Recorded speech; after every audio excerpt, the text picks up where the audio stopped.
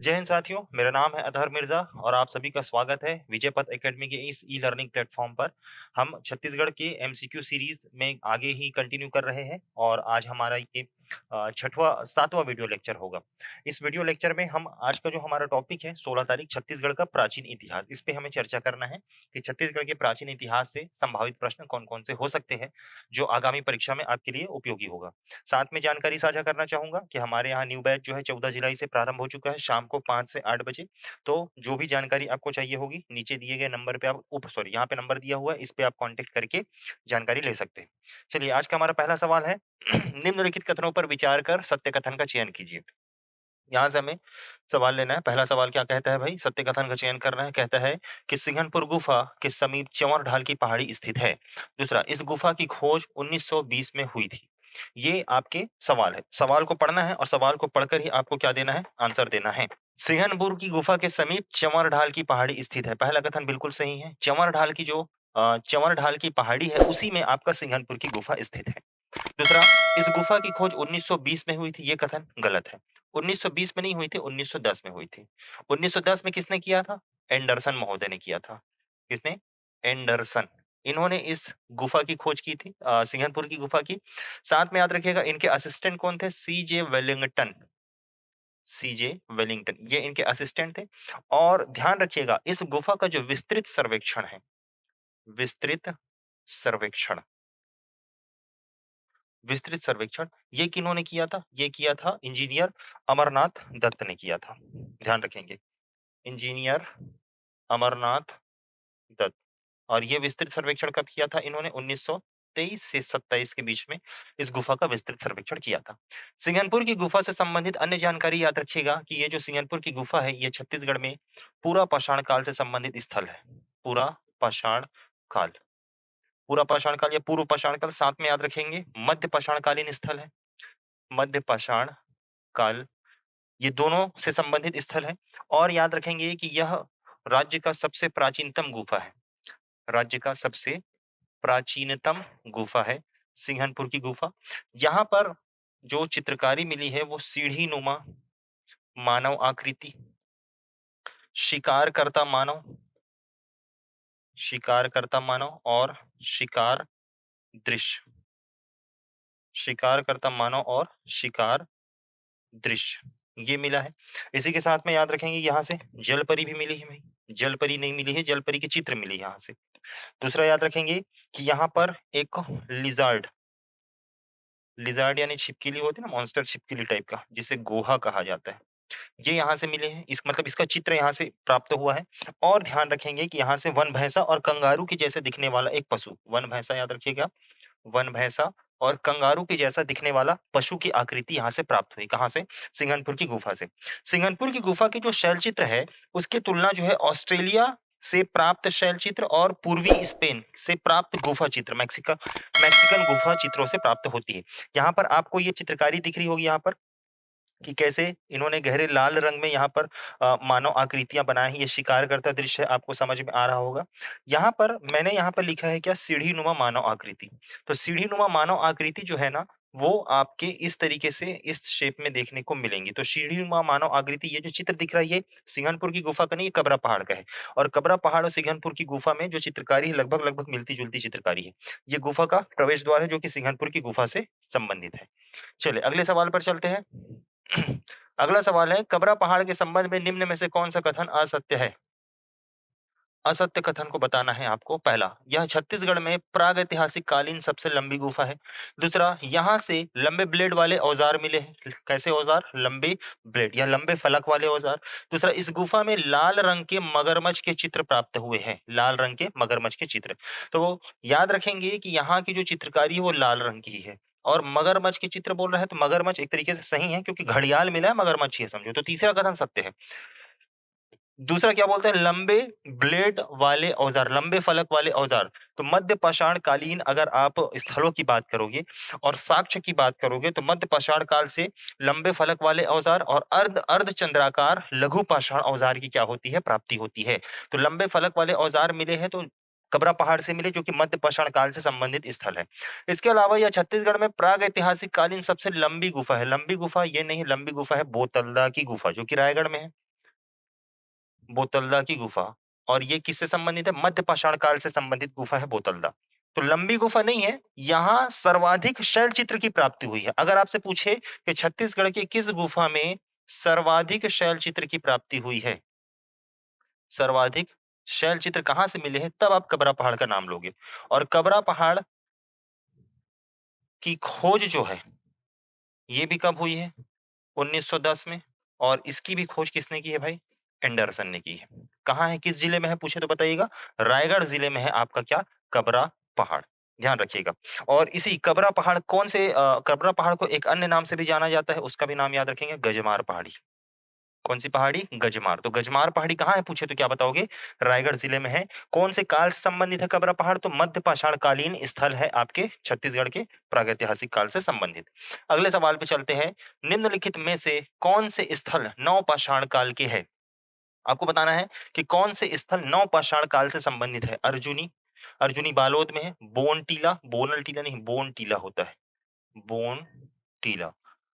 और टेरम, और बताइएगा राजपुर। इनमें से कौन से स्थल नवपाषाणकालीन स्थल माने जाते हैं? तो इसका सही उत्तर हो जाएगा अर्जुनी है आपका, बोनटीला है आपका, और टेरम है आपका। 1, 2 और 3, 1, 2, 3 दिख रहे हैं यहाँ पे, ये आपका आंसर हो जाएगा। राजपुर जो है वो मध्य पाषाणकालीन स्थल है, नवपाषाणकालीन स्थल नहीं है।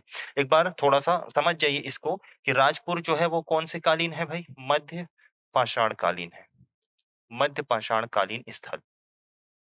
मध्य पाषाणकालीन स्थल और कौन-कौन से हैं हमारे पास? तो पहला याद रखेंगे रायगढ़ जिले में, एक है आपका कबरा पहाड़ और एक है आपका बोतलदा की गुफा।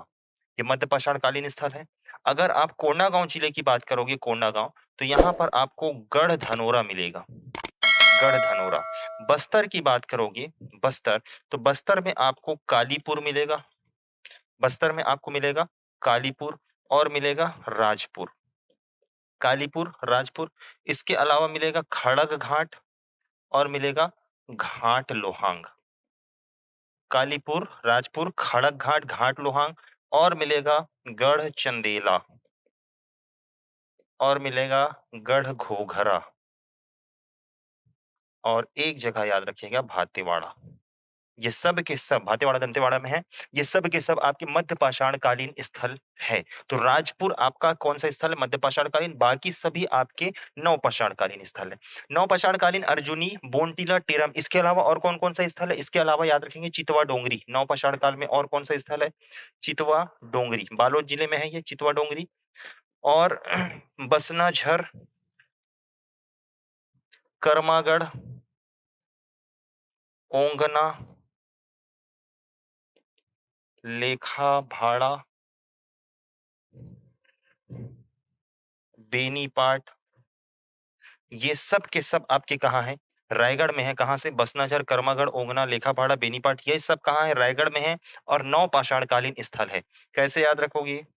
बस, कर, ओ, बसनाझर, कर्मागढ़, ओंगना, ठीक है? लेखाभाड़ा और बेनीपाट, एल बी, लेखाभाड़ा और बेनीपाट, यहां से याद रखेंगे। ये सब के सब आपके नवपाषाणकालीन स्थल है।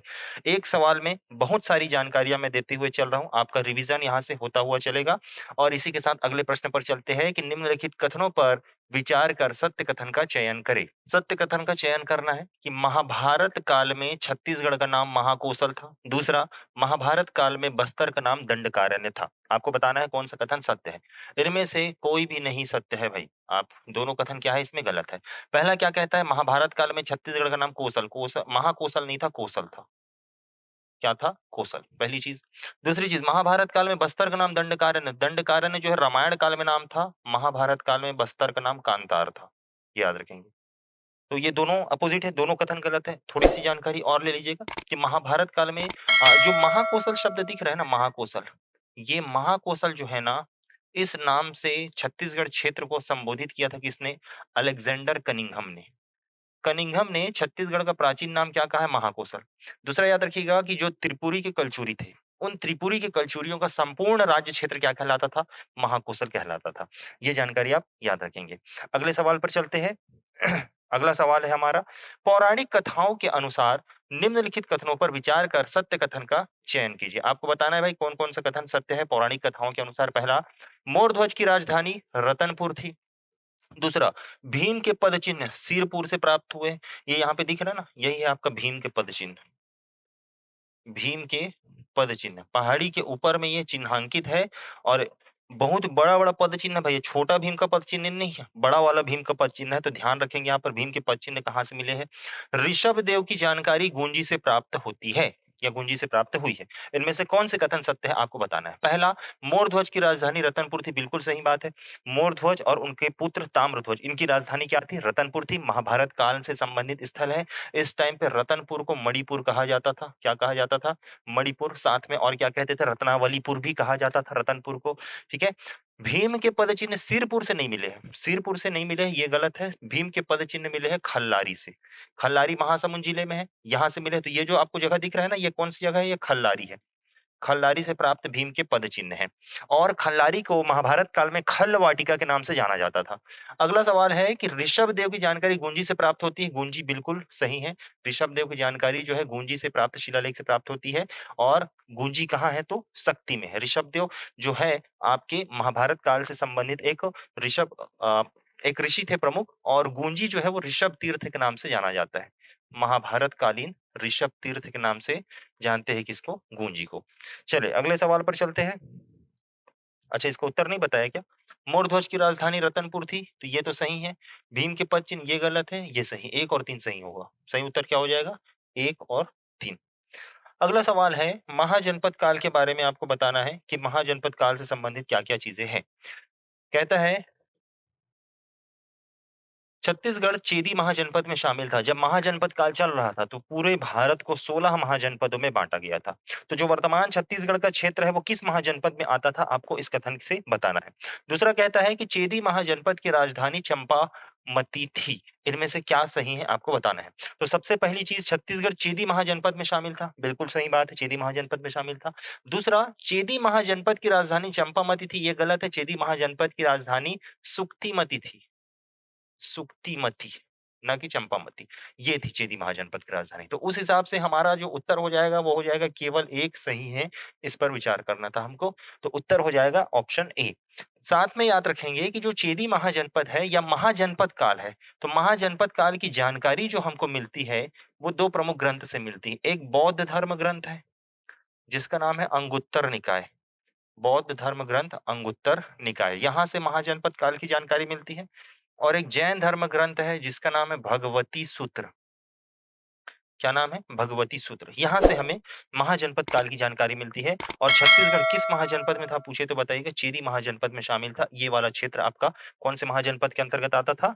चेदी महाजनपद के अंतर्गत आता था। अगले सवाल पे चलते हैं। निम्नलिखित कथनों पर विचार कर सत्य कथन का चयन कीजिए। कहता है कि तुरतुरिया नामक स्थान या स्थल में बौद्ध भिक्षुणियों का विहार था। पहला सवाल। दूसरा, भोंगापाल से भगवान बुद्ध की विशाल प्रतिमा प्राप्त हुई है। आपको बताना है कौन सा सही है, कौन सा गलत है। चलिए विचार करते हैं। तुरतुरिया नामक स्थल में बौद्ध भिक्षुणियों का विहार था। बिल्कुल सही बात है। यहाँ से भगवान बुद्ध की क्षतिग्रस्त मूर्तियां प्राप्त हुई है। साथ में पूरे भारत में एकमात्र बौद्ध भिक्षुणियों का, भिक्षुणी मतलब महिला है ना, बौद्ध भिक्षुणियों का जो विहार का जो प्रमाण मिला है वो कहाँ से मिला है? तुरतुरिया। तुरतुरिया कहाँ है? तो बलौदाबाजार जिले में है। दूसरा, भोंगापाल से भगवान बुद्ध की विशाल प्रतिमा प्राप्त, ये भी बिल्कुल सही है। यहाँ से भगवान बुद्ध की मूर्ति प्राप्त हुई है कहाँ से? भोंगापाल से, जिसमें मूर्ति का नाक नहीं है, नाक टूटा हुआ है। और इस मूर्ति जहाँ से प्राप्त हुई है वहीं पास में ही एक जो है चैत्य गृह मिला है। क्या मिला? चैत्य। चैत्य मतलब होता है बौद्ध धर्म या बौद्ध भिक्षुओं का पूजा गृह जो होता है ना, वो चैत्य कहलाता है। तो यहाँ से एक चैत्य विहार की प्राप्ति हुई है।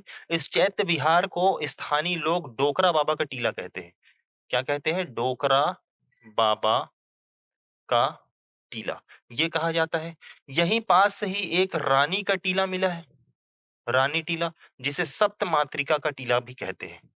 सप्त मातृका का टीला भी कहा जाता है, ध्यान रखेंगे। और भोंगापाल कहाँ है पूछे तो बताइएगा, भोंगापाल कहाँ है? कोंडागांव में है भाई। कहाँ है? कोंडागांव। और ये जो मूर्ति प्राप्त हुई है, बुद्ध की जो विशाल मूर्ति प्राप्त हुई है, इसे बस्तर के आदिवासी लोग जो है बुद्ध देव या बूढ़ा देव के रूप में क्या करते हैं? पूजा करते हैं। इस बात को अच्छे से ध्यान रखेंगे। ये जो बौद्ध विहार की कुछ तस्वीर है, जो मूर्तियां प्राप्त हुई है ना हमें, कहाँ से? तुरतुरिया से, उसमें की कुछ पिक्स यहाँ पर लगाए हुए हैं, इसको देख लीजिएगा एक बार। चलिए अगले सवाल पर चलते हैं। अगला सवाल है हमारा जैन धर्म से संबंधित स्थल बकेला किस जिले में स्थित है? आपको बताना है भाई बकेला किस जिले में स्थित है जो कि जैन धर्म से संबंधित स्थल है। बकेला के बारे में बताइएगा कि कहाँ पर स्थित है ये। तो सबसे पहला ऑप्शन है रायपुर, दूसरा है दुर्ग, तीसरा है सरगुजा और चौथा है कबीरधाम। इसका उत्तर हो जाएगा कबीरधाम। बकेला जो है कबीरधाम के पंडरिया तहसील में, कौन सी तहसील में? पंडरिया तहसील में स्थित है, जहां से जैन धर्म के 23वें तीर्थंकर पार्श्वनाथ से संबंधित यहाँ से जानकारी मिलती है। कहाँ से? बकेला से। बकेला के अलावा और कहाँ-कहाँ से हमें जानकारी मिलती है भाई पार्श्वनाथ? तो पार्श्वनाथ से संबंधित जो प्रमुख स्थल है उसके बारे में ध्यान रखेंगे। एक तो आपका बकेला हो गया जो कि कबीरधाम में है, एक महेशपुर है, महेशपुर, एक है आपका नगपुरा। नगपुरा कहाँ है? दुर्ग में है। महेशपुर कहाँ है? सरगुजा में है। यहाँ से हमें पार्श्वनाथ की जानकारी मिलती है। और एक जानकारी याद रखेंगे आप, सीताबाड़ी। सीताबाड़ी कहाँ है? राजिम में है। सीताबाड़ी, राजिम से हमें क्या मिलती है भाई? जानकारी प्राप्त होती है। किसके बारे में जानकारी प्राप्त होती है? तो पार्श्वनाथ के बारे में। तो ये 4 प्रमुख स्थल हैं, बकेला, महेशपुर, नगपुरा, सीताबाड़ी। ये पार्श्वनाथ से संबंधित प्रमुख स्थल है। इसके अलावा और प्रमुख याद रखिएगा, एक 5वें तीर्थंकर है जिनका नाम है सुमतिनाथ। क्या नाम है भाई? सुमतिनाथ। सुमतिनाथ से संबंधित जानकारी जो मिलती है हमें आरंग से मिलती है, आरंग। 16वें तीर्थंकर है जिनका नाम है शांतिनाथ, शांतिनाथ। शांतिनाथ से संबंधित जानकारी हमें मिलती है भातेवाड़ा, बस्तर। कहाँ से मिलती है? भातेवाड़ा, सॉरी भाटागुड़ा है, भाटागुड़ा।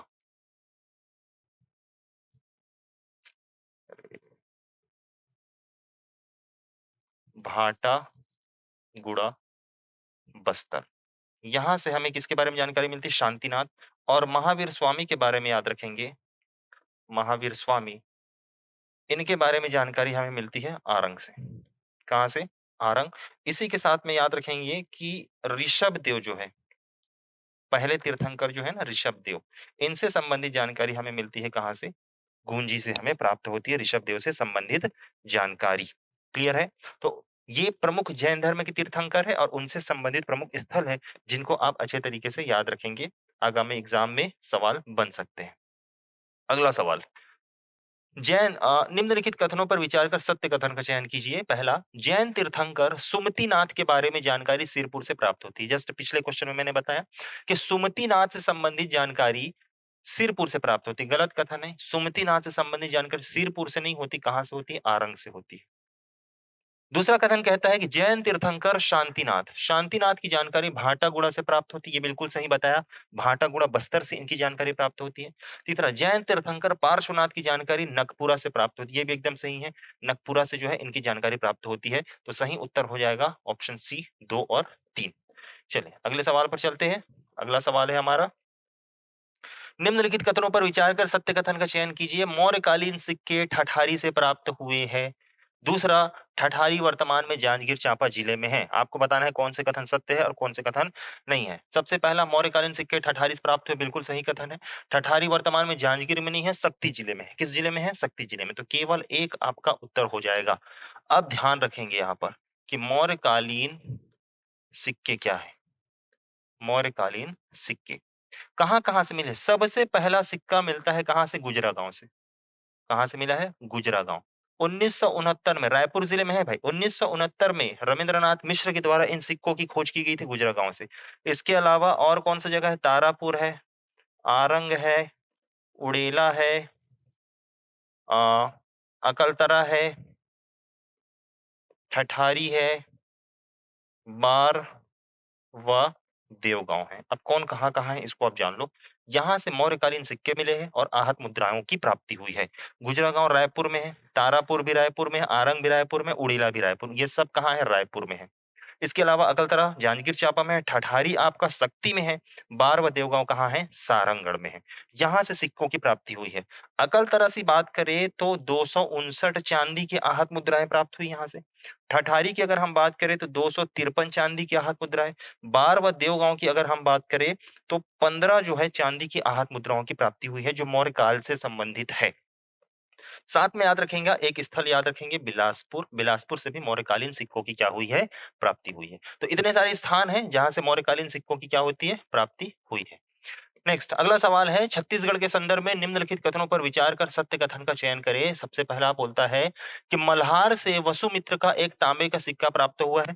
दूसरा, इस सिक्के में अश्वमेघ का चित्रांकन किया गया है। शुंगकालीन शासक है आपके कौन? वसुमित्र। और इनसे संबंधित एक सिक्का हमें मिलता है कहां से? मल्हार से। बिल्कुल सही सिक्का है, तांबे का जो सिक्का है वो। दूसरा, इस सिक्के में अश्वमेघ यज्ञ का चित्रांकन किया गया है, ये भी एकदम सही बात है भाई। ये कथन भी एकदम सही है जो आपके कहा गया है जिसके बारे में। और तो उस हिसाब से उत्तर हमारा क्या हो जाएगा? 1 और 2 दोनों हमारा उत्तर हो जाएगा। इसी के साथ में याद रखिएगा कि शुंगकालीन मल्हार से ही शुंगकालीन चतुर्भुजी विष्णु चतुर्भुजी विष्णु की प्रतिमा प्राप्त हुई है, जो कि अभिलेखी प्रमाण से स्पष्ट है कि वह शुंग वंश से संबंधित है। तो शुंग वंश से संबंधित 2 चीजें हैं, पहला मल्हार से वसुमित्र तांबे का सिक्का और दूसरा मल्हार से शुंगकालीन चतुर्भुजी विष्णु की प्रतिमा यहाँ से प्राप्त होती है। अगला सवाल है हमारा, सुमेलित करना है आपको कि जो दिया हुआ है एक तरफ सूची 1 और सूची 2, ये जो सूची है ना ये सातवाहन काल से संबंधित है। सातवाहन काल में एक है आपका काष्ठ स्तंभ जो कि कहाँ से मिला है? किरारी से प्राप्त हुआ है। इस काष्ठ स्तंभ में जो हमें सातवाहन कालीन प्रमुख अधिकारी और कर्मचारी है, उनके नामों का अंकन किया गया है। और ये जो है ना आपके कुमार वर्दत्त श्री से संबंधित माना जाता है। जो राजा थे कुमार वर्दत्त श्री सातवाहन वंश के, जिनका प्रभाव छत्तीसगढ़ में था, उन्हीं के द्वारा इसका क्या किया गया? निर्माण करवाया गया, लिखवाया गया, ऐसा माना जाता है। जिसमें विभिन्न सातवाहन कालीन अधिकारी और कर्मचारियों के नामों का उल्लेख है। तो आपको बताना है कौन-कौन से जो उस टाइम के अधिकारी थे उनका क्या-क्या काम था। जैसे धावक, आज की डेट में अगर डाकिया है तो डाकिया को उस टाइम पे क्या कहा जाता था? धावक कहा जाता था। कुलपुत्रक, जो अभियंता अभियंता इंजीनियर जो होते थे उनको क्या कहा जाता था? कुलपुत्रक कहा जाता था। लेखहारी, जो लेखहारिक होते थे वो आज की डेट में पत्रवाहक कहलाते हैं। महानासिक जो होते थे वो कौन थे? आपके भोजनालय प्रबंधक थे। तो इस हिसाब से आपका उत्तर हो जाएगा 1, 2, 3, 4। इसमें और भी बहुत सारे अधिकारी और कर्मचारियों के नामों का लिस्ट दिया हुआ है, जिसको आप किताबों से पढ़ लेंगे या जो भी नोट्स आपके पास होंगे उसमें से एक बार पढ़ लीजिएगा, क्योंकि एग्जाम में कभी भी पूछ सकता है। ये यहाँ पर दिख रहा होगा वो कास्ट स्तंभ है जो कि आपकी किरारी से प्राप्त हुआ है। 9 फीट 4 इंच लंबा है, 1921 में ये प्राप्ति इसकी हुई है।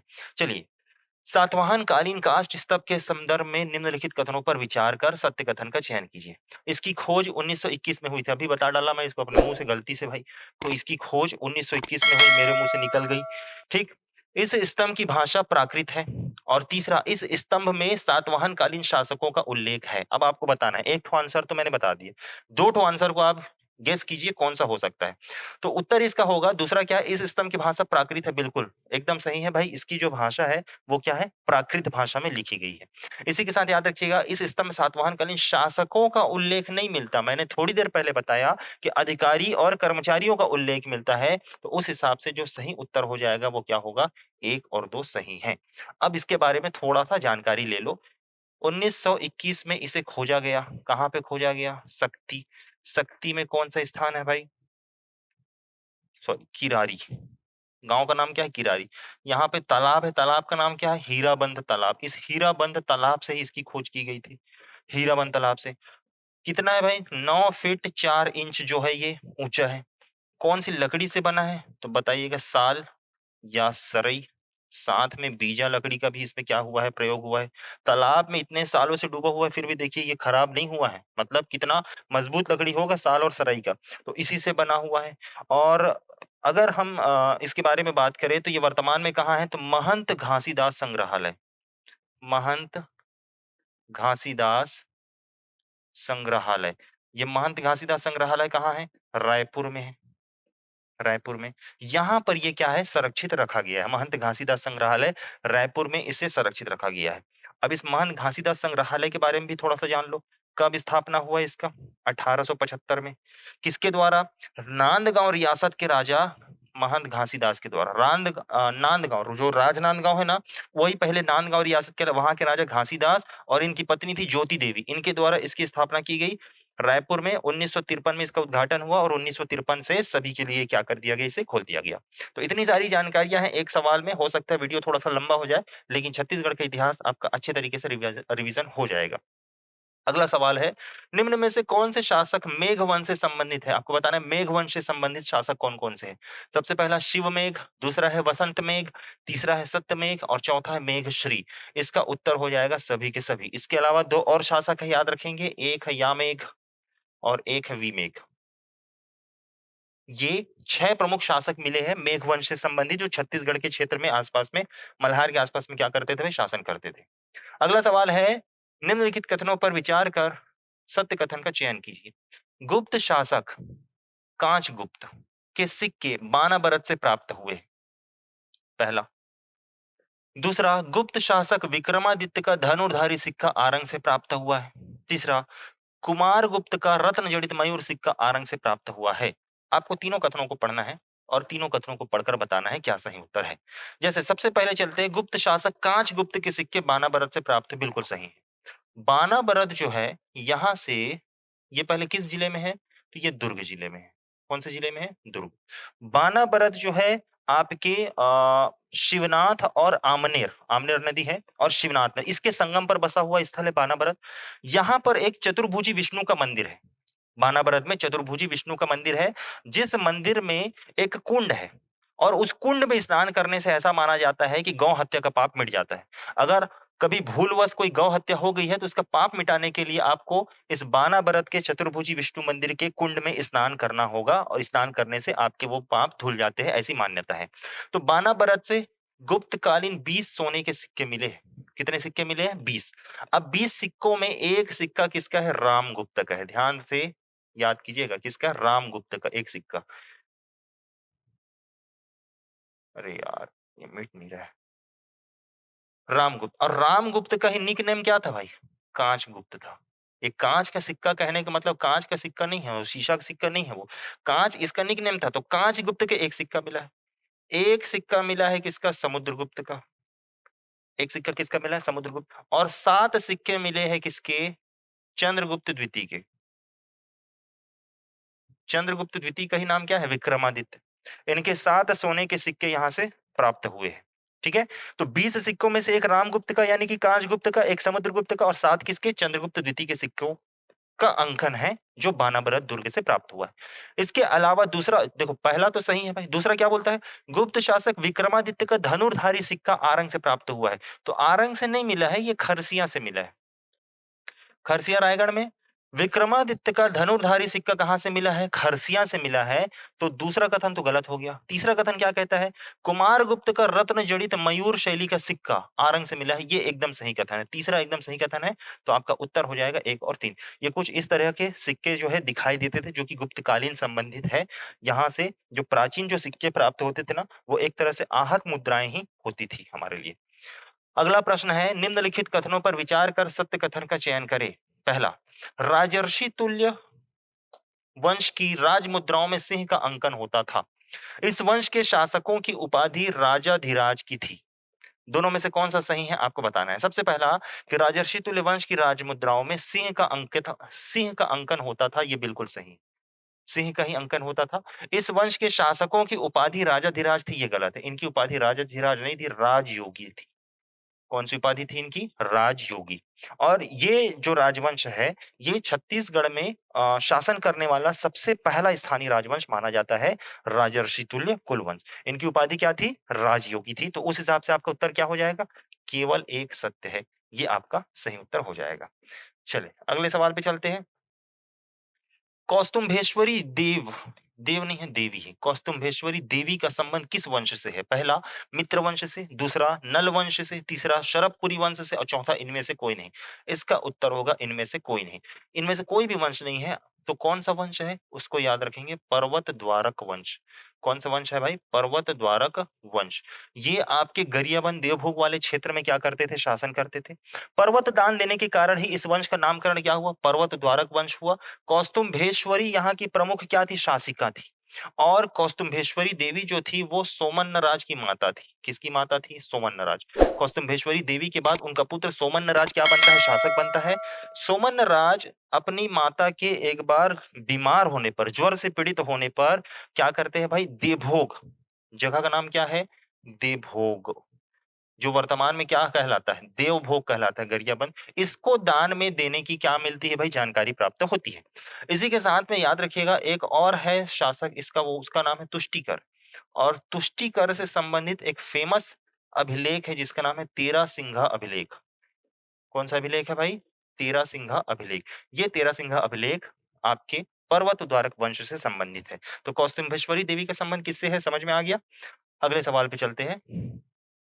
निम्नलिखित कथनों पर विचार कर सत्य कथन का चयन कीजिए। सबसे पहला, सरबपुरी वंश का संबंध वैष्णव धर्म से था। दूसरा, पीपरदुला ताम्रपत्र का संबंध प्रसन्न मात्र से है। तीसरा, सरबपुरी शासक नरेंद्र के परम भागवत की उपाधि धारण की थी। अब पहले चर्चा कर लेते हैं फिर इसका आंसर देते हैं। सबसे पहला कि जो शरभपुरी वंश है उसका संबंध वैष्णव धर्म से था, ये बिल्कुल सही है। ये शरभपुरी शासक जो थे वो परम भागवत की उपाधि धारण करते थे, स्वयं को अमरार कुल का बताते थे और वैष्णव धर्मावलंबी थे। सभी के सभी शासक क्या थे? वैष्णव धर्मावलंबी, विष्णु को पूजते थे। दूसरा क्या बोला? पीपर दुला ताम्रपत्र का संबंध प्रसन्न मात्र से, ये गलत है। प्रसन्न मात्र से संबंधित जो आपका ताम्रपत्र है या अभिलेख है वो मल्हार ताम्रपत्र है। तो पीपरदुला किसका है? पीपरदुला है नरेंद्र का। किसका है? नरेंद्र। नरेंद्र से संबंधित तीन प्रमुख अभिलेख मिलते हैं। एक मिलता है पीपरदुला जो कि कहाँ है? सारंगढ़ में है। ये दान पत्र के रूप में है। किस रूप में है? दान पत्र। दूसरा मिलता है आपका पीपरदुला हो गया, एक है कुरुद ताम्रपत्र। क्या मिलता है भाई? कुरुद ताम्रपत्र। और तीसरा मिलता है रावण प्लेट या रावण ताम्रपत्र। ये तीन प्रमुख अभिलेख मिलते हैं। पीपरदुला दानपत्र जो है शासनकाल के तीसरे वर्ष जारी किया गया था। अब ये दान पत्र है मतलब जाहिर सी बात है किसी को दान देंगे।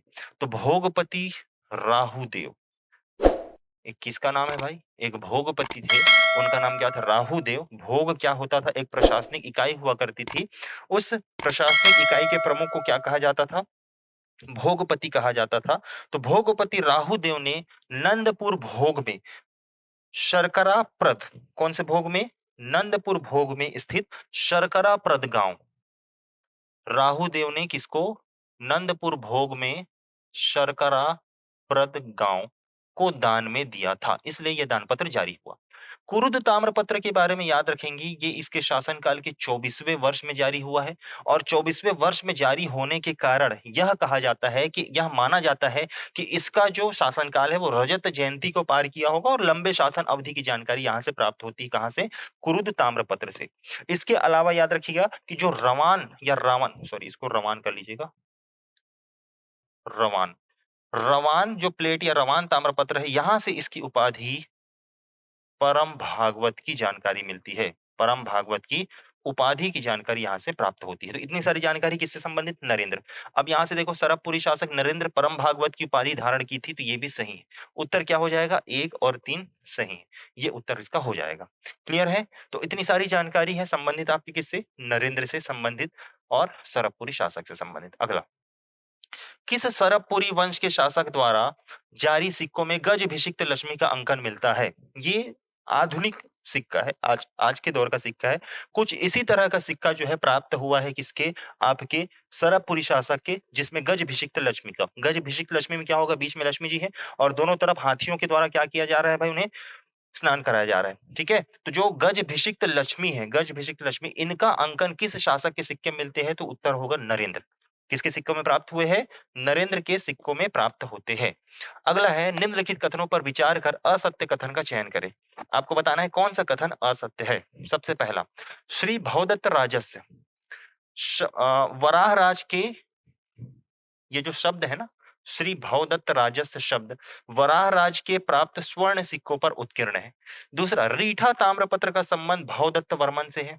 तीसरा, महेश्वर की उपाधि स्कंद वर्मन ने धारण की थी। आपको बताना है कौन सी कथन असत्य है। तो सबसे पहला, श्री भवदत्त राजस्व शब्द वराहराज के प्राप्त स्वर्ण सिक्कों पर उत्कीर्ण है, ये कथन एकदम सही है। अब ये क्या चीज कह रहा है इसको समझिएगा। नल वंश में एक शासक हुआ जिसका नाम क्या है? वराहराज।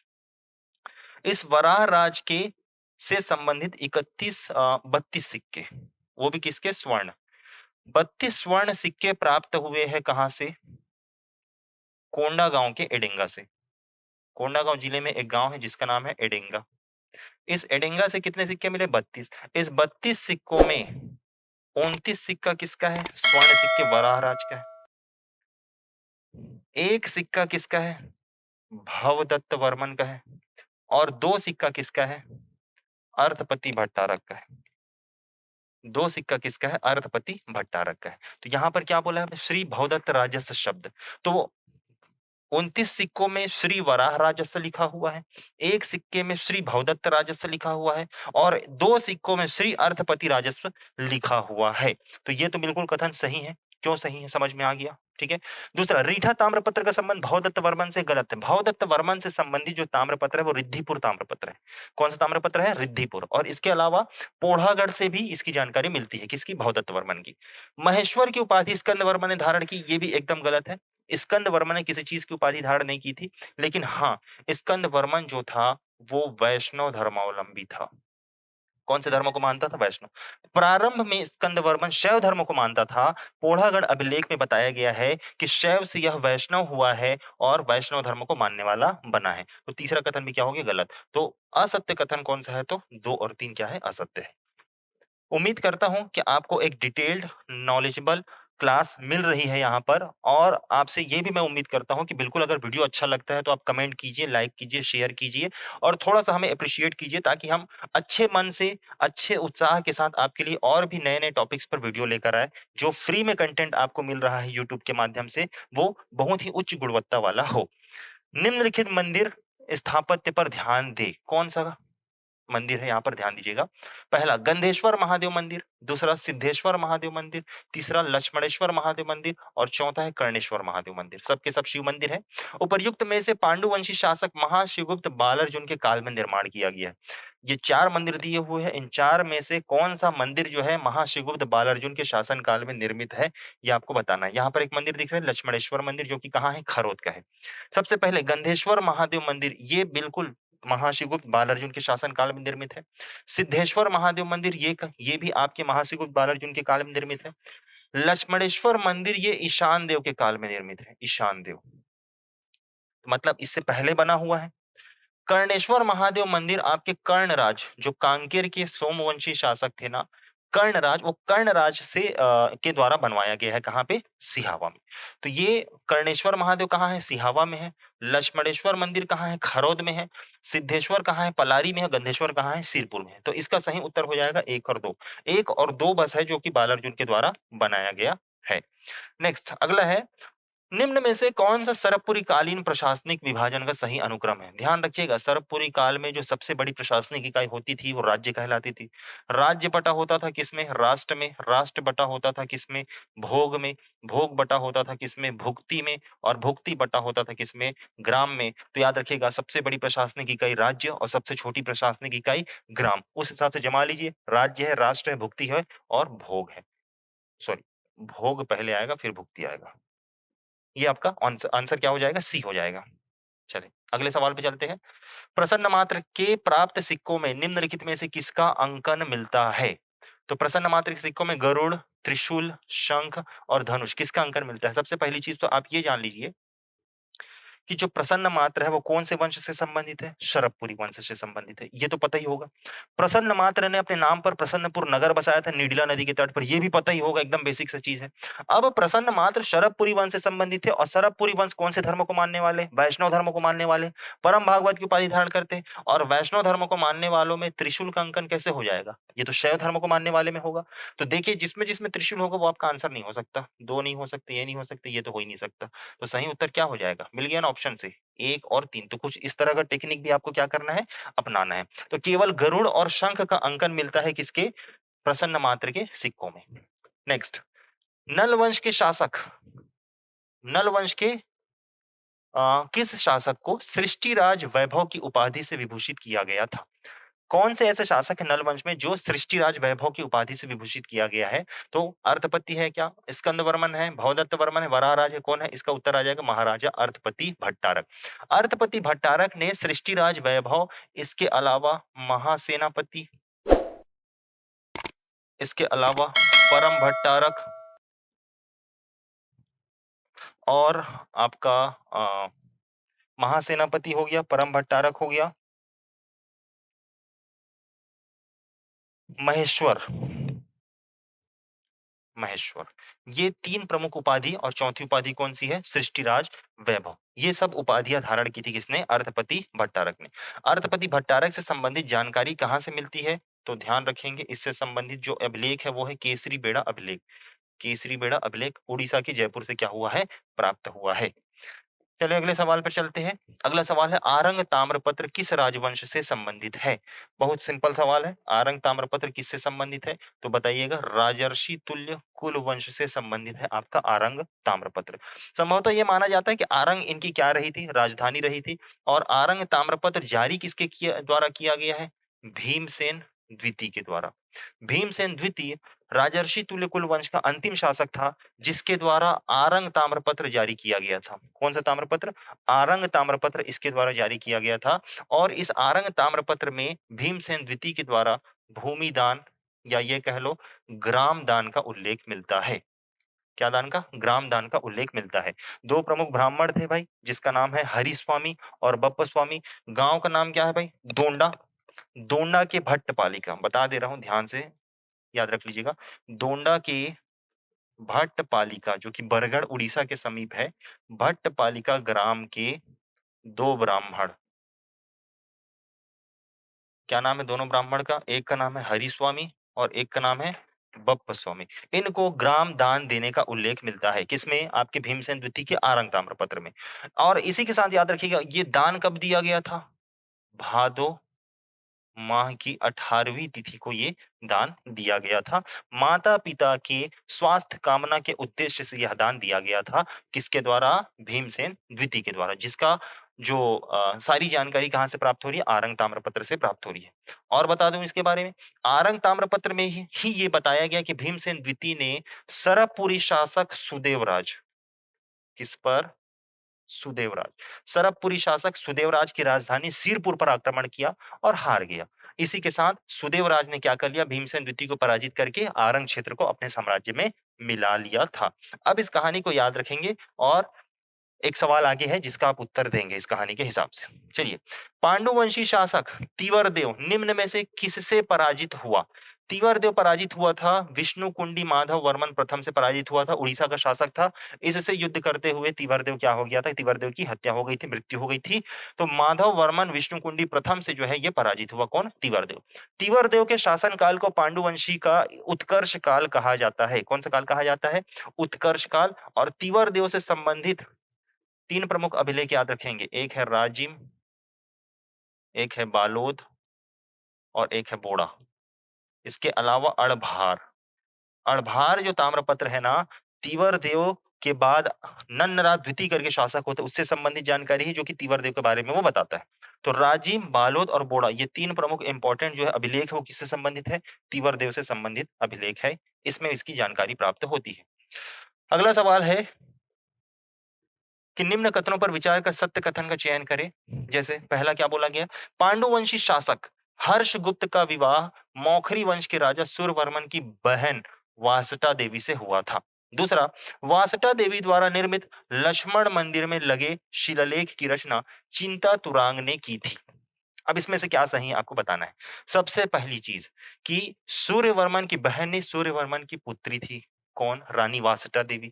तो पहला कथन तो गलत हो गया। सूर्यवर्मन की बहन ने सूर्यवर्मन की क्या थी? पुत्री थी, उनसे विवाह हुआ था। और वासटा देवी और राजा हर्षगुप्त का ही पुत्र हुआ। कौन? महाशिगुप्त बालार्जुन, जिसके शासनकाल को छत्तीसगढ़ का क्या कहा जाता है? स्वर्णकाल कहा जाता है प्राचीन इतिहास का। वासटा देवी द्वारा निर्मित लक्ष्मण मंदिर में लगे शिलालेख की रचना चिंता तुरांग ने की थी। ये भी गलत कथन है, चिंता तुरांग ने नहीं किया था। ये किया था कवि ईशान ने। किसने किया था भाई?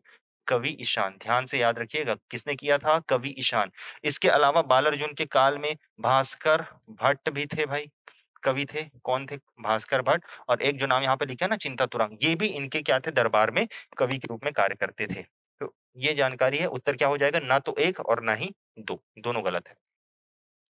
28वें नंबर का जो हमारा सवाल है, नीचे दिए गए कथनों को पढ़कर सही उत्तर का चयन कीजिए। राजीव लोचन मंदिर पंचायतन शैली का मंदिर है। दूसरा, इस मंदिर के गर्भगृह में भगवान विष्णु की चतुर्भुज प्रतिमा है। तीसरा, इस मंदिर का निर्माण पांडु वंश के शासक ने करवाया था। यहाँ पर आपको एकदम बेसिक सा सवाल है ये और सभी को पता है कि इसका निर्माण पांडु वंश के शासकों ने नहीं करवाया था। नल वंशी शासक विलासतुंग ने 7वीं सदी में इसका निर्माण करवाया था। तो इसका जो तीसरा कथन है वो तो गलत हो गया और हमसे पूछा क्या है? सही उत्तर का चयन करना है भाई। तो जो तीसरा जिसमें आएगा वो तो हमारा आंसर नहीं हो सकता। तो यहाँ से हमारा ऑप्शन मिल गया केवल 1 और 2। मैंने पढ़ा भी नहीं ना, लेकिन फिर भी आंसर मिल गया। दूसरा, यहाँ पर आप चाहो तो कन्फ्यूज़ हो सकते हैं कि चतुर्भुज प्रतिमा, कि विष्णु का जो मंदिर है यहाँ पर भगवान विष्णु का, उसमें चतुर्भुज प्रतिमा है या नहीं है? हमने आमतौर पर नहीं पढ़ पाते ना, तो यहाँ पर कन्फ्यूज़न हो सकता था, लेकिन हमने ऑप्शन से इस चीज़ को बना लिया। पंचायतन शैली कहने का आशय ये है 1, 2, 3, 4 और ये 5, ये इस तरीके से पंचायतन शैली में निर्मित है। यही शैली आपकी क्या कहलाती है? पंचायतन शैली कहलाती है। अगला सवाल है हमारा कि निम्न में से छत्तीसगढ़ के मल्हार में निम्न में से किस सातवाहन शासक के सिक्के प्राप्त नहीं हुए? किसके सिक्के प्राप्त नहीं हुए हैं, आपको ये बताना है। पहला है वेदश्री, दूसरा है अपीलक, तीसरा है पुडुमा और चौथा है सिमुक। पुडुमा मतलब जो वशिष्ठ पुत्र पुलवामी है ना, पुलवामी, इसी पुलवामी को ही पुडुमा या पुडवामी कहा गया है, जो प्राप्त हुआ है सिक्के या अभिलेख उसमें। तो वेदश्री के सिक्का मिले हैं, अपीलक के भी मिले हैं, पुडुमा के भी मिले, नहीं मिला है तो किसका नहीं मिला है? सिमुक का नहीं मिला है। यहाँ पर आपको थोड़ा-सा ध्यान रखना है कि जो मल्हार है, मल्हार, यहाँ से किसके-किसके सिक्के मिले हैं? तो वशिष्ठ पुत्र पुलवामी, जिसे क्या नाम दिया गया? पुडुमा। इस पुडुमा के चांदी के सिक्के मिले हैं। इसके अलावा ध्यान रखना 4 सिक्के सीसे के पोटीन मिले हैं, सीसे के पोटीन सिक्के मिले कितने? 4 सीसे के पोटीन सिक्के मिले हैं। दूसरा मतलब इसमें 4 में से 2 किसके हैं? सातकर्णी के हैं।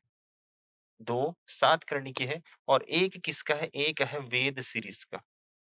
एक किसका है? वेद शिरीष का, जो क्या कहलाते हैं आपके? वेदश्री कहलाते हैं।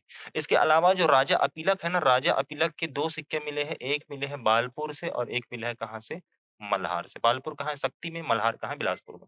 ये बौद्ध विहार है जो कि मल्हार से प्राप्त हुआ है। तो 29 नंबर का सवाल का जो उत्तर हो जाएगा वो ऑप्शन डी हो जाएगा, सिमुक, जिसके सिक्के यहाँ से नहीं मिले। अगला है जोगीमारा गुफा के संबंध में निम्नलिखित कथनों पर विचार कीजिए और सत्य कथन का चयन कीजिए। पहला, यह गुफा 30 फुट लंबी तथा 15 फुट चौड़ी है। इसका द्वार पूर्व की ओर है। तीसरा, यहाँ सुतनुका नामक देवदासी निवास करती थी। चौथा, भारत की चित्रकला नामक पुस्तक में इसे वरुण मंदिर कहा गया है। ये है आपका जोगीमारा गुफा, जो कि रामगढ़ की पहाड़ी में स्थित है। रामगढ़ की पहाड़ी या किस नदी के किनारे स्थित है, या जोगीमारा गुफा पूछे तो बताइएगा, मंदाकिनी नदी के किनारे स्थित है और ये इसका प्रवेश द्वार है जोगीमारा की गुफा का। अब इसके बारे में जितने भी फैक्ट्स यहाँ पे दिए गए ना, ये चारों के चारों कथन क्या है? सत्य है। दूसरा याद रखना कि ये जो जोगीमारा गुफा है, ये मौर्यकालीन गुफा है। मौर्यकालीन यहाँ से क्या मिले हैं भाई? अभिलेख मिले। मौर्यकालीन क्या मिले हैं? अभिलेख। जिस अभिलेख की भाषा क्या है? पाली, पाली भाषा, और लिपि कौन-सी है? ब्राह्मी। इसमें लिखा हुआ है, जिसमें देवदासी सुतनुका और कुमार देवदत्त की प्रेम कथा का क्या है? वर्णन किया गया है। अगला सवाल है हमारा, वासुदा देवी के संबंध में कौन से कथन सही हैं? सही है बताना है आपको। अपने पति की मृत्यु हो जाने के कारण वासुदा देवी ने राज्य की सत्ता संभाली। बिल्कुल सही है भाई। इनके पति हर्षगुप्त की मृत्यु 595 ईस्वी में हुई है, जिसके बाद महाशिवगुप्त बालार्जुन जो थे, वो बहुत अल्प आयु में थे, तो उनकी संरक्षिका के तौर पर ये क्या बनी? शासिका बनी। वासुदा देवी ने अनेक युद्ध लड़े तथा उसमें विजयी हुई। एकदम गलत बात है भाई, बहुत सारा युद्ध, कोई युद्ध-वुद्ध नहीं लड़े हैं ये, बस रानी बनी थी। वासुदा देवी ऋग्वेदिक ब्राह्मण महिरदेव और विष्णुदेव को इन्होंने भूमि दान दी थी। ये भी एकदम सही कथन है। इसका सही उत्तर हो जाएगा 1 और 3 सही हो जाएगा। अगले सवाल पर चलते हैं। अगला जो हमारा सवाल है, राजर्षि तुल्य कुल वंश के संबंध में निम्न कथनों को पढ़कर विचार कीजिए। पीछे मैंने जानकारी बताया था इससे संबंधित। यह प्राचीन छत्तीसगढ़ का प्रथम स्थानीय वंश है, बिल्कुल सही कथन। दूसरा, यह शरभपुरी वंश का समकालीन है, बिल्कुल सही कथन। मैंने बताया था ना, भीमसेन द्वितीय के आरंग ताम्रपत्र से जानकारी मिलती है कि भीमसेन द्वितीय ने सिरपुर पर आक्रमण किया, जहां पर शरभपुरी शासक सुदेवराज का क्या था, शासन था। तीसरा, इस वंश की मुद्रा राजमुद्रा, गलत बात। राजमुद्रा में सर्प नहीं था, क्या था, सिंह था, बताया था पिछले क्वेश्चन में, सिंह। चौथा, इस वंश का प्रथम शासक भीमसेन द्वितीय था, अंतिम शासक भीमसेन द्वितीय था। भाई प्रथम शासक कौन था, सूरा, इसीलिए इस वंश को सूरा वंश भी कहा जाता है। तो सही उत्तर क्या हो जाएगा, 1 और 2 क्या हो जाएगा, सही हो जाएगा। राजर्षि तुल्य कुल वंश से संबंधित एकमात्र जानकारी का स्रोत है, वो है क्या, आरंग ताम्रपत्र, ध्यान रखेंगे। अगला और मेरे ख्याल से अंतिम सवाल है, हाँ अंतिम सवाल है ये, कि बालार्जुन निर्माण, कौन से मंदिर का निर्माण बालार्जुन द्वारा कराया गया है। सबसे पहला, गंधेश्वर महादेव मंदिर, गंधेश्वर महाशिव महादेव मंदिर या शिव मंदिर। दूसरा, सिद्धेश्वर महादेव मंदिर। तीसरा, बालेश्वर शिव मंदिर। चौथा, अंडल देव मंदिर। इन चारों मंदिरों का निर्माण जो है वो महाशिवगुप्त बालार्जुन के शासनकाल में कराया गया है। ध्यान रखेंगे, ये जो दिख रहा है सिद्धेश्वर महादेव मंदिर, जो कि कहाँ है, ये पलारी में स्थित है। इन सभी मंदिरों का निर्माण महाशिवगुप्त बालार्जुन के द्वारा कराया गया है। अंडल देव मंदिर कहाँ है पूछे तो बताइएगा, खरौद में है। कहाँ है, खरौद। और यहाँ पर मूर्ति विहीन मंदिर है भाई, यहाँ पर मूर्ति स्थापित नहीं है, खंडित हो चुकी है मूर्ति। और इसका भी निर्माण किसने करवाया, बालार्जुन ने कराया है। तो इस हिसाब से इस प्रश्न का जो उत्तर होगा उपरोक्त सभी होगा। ध्यान रखेंगे कि सवाल व्यापम हाल ही में जो पूछ रहे हैं ना छत्तीसगढ़ के इतिहास में, उसमें प्राचीन इतिहास में स्थानीय राजवंश से 2-3 क्वेश्चन और कूट वाले क्वेश्चन बना रहा है, डीपली क्वेश्चन बना रहा है। तो थोड़ा अच्छे से पढ़ लेंगे, आपके पास जो भी किताब या जो भी नोट्स होंगे उसमें से। और बहुत सारी चीजें मैंने आपको आज की इस क्लास में बताया है। कल हम फिर से उपस्थित होंगे आपके सामने, कल मध्यकालीन इतिहास से संबंधित वीडियो लेकर आएंगे। शनिवार को जो मैराथन क्लास चलेगा, उस मैराथन क्लास में व्यापम में पिछले 1 वर्ष में जितने भी छत्तीसगढ़ के क्वेश्चन पूछे गए हैं उस पर हम चर्चा करेंगे। मैं आप जितने भी लोग बिलासपुर की गांधी चौक के आसपास निवास करते होंगे आप लोग, तो हमारे इस ऑफलाइन बैच पे आइए, ऑफलाइन क्लास पे आइए। और ऑफलाइन क्लास के पढ़ने का एक अलग ही मजा होता है, जिसको हम आपके साथ क्या करेंगे, साझा करेंगे। चलिए, इसी के साथ हमारा आज का ये सेशन समाप्त होता है। वीडियो में अंत तक बने रहने के लिए आप सभी का धन्यवाद। मिलते हैं अगले वीडियो में।